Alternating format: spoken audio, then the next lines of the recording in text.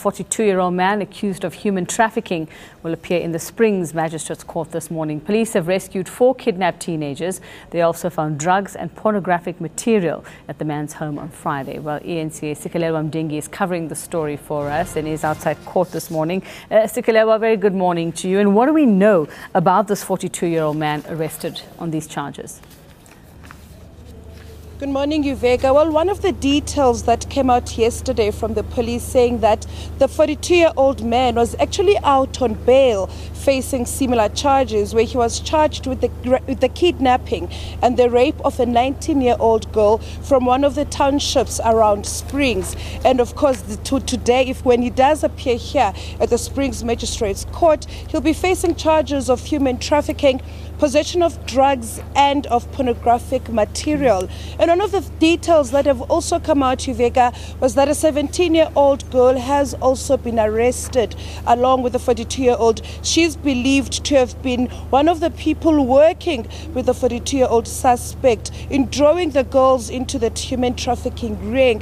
One of the things that we must definitely agree on as South Africans, Uvega, that the events of the last few weeks have eventually shown the dark side to our country's rainbow nation. Events that have seen the country raising questions about how we treat our young women and our children, but also events, especially the last week, events sounding loud bells to authorities that something needs to be done as the different cases are starting to come up. One of the questions South Africans have been asking was, is it now, are we seeing an increase in these kinds of incidents, or have they been happening?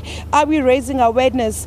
Either way, Uvega, this line is clear for our officials, authorities, law enforcement agencies, even our courts, that it feels like our young women and children are under siege and authorities need to move fast to curb what is happening. Now, we know the 17-year-old has been arrested, and do we know when she will be appearing in court, how they will tie this into the same case?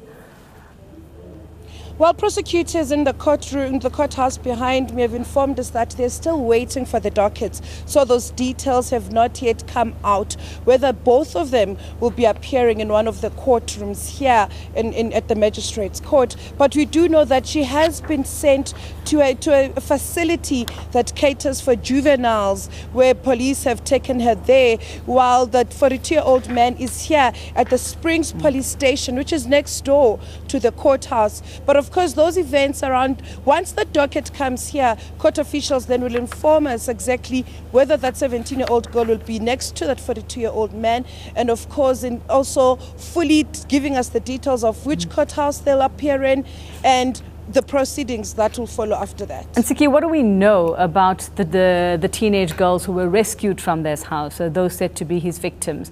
We know that they were teenagers. Do we know whether any of them had been reported missing recently? Just what information do we have on how they got there and where they are now?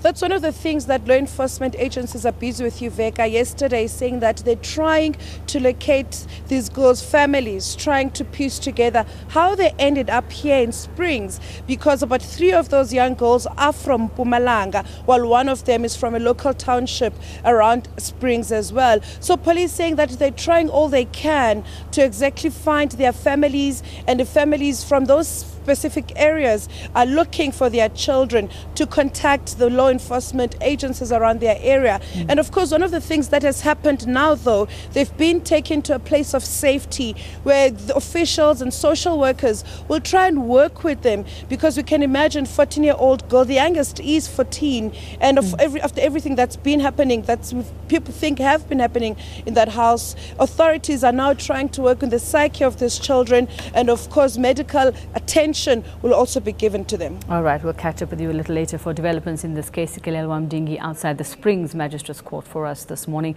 We're back with more news in a little while.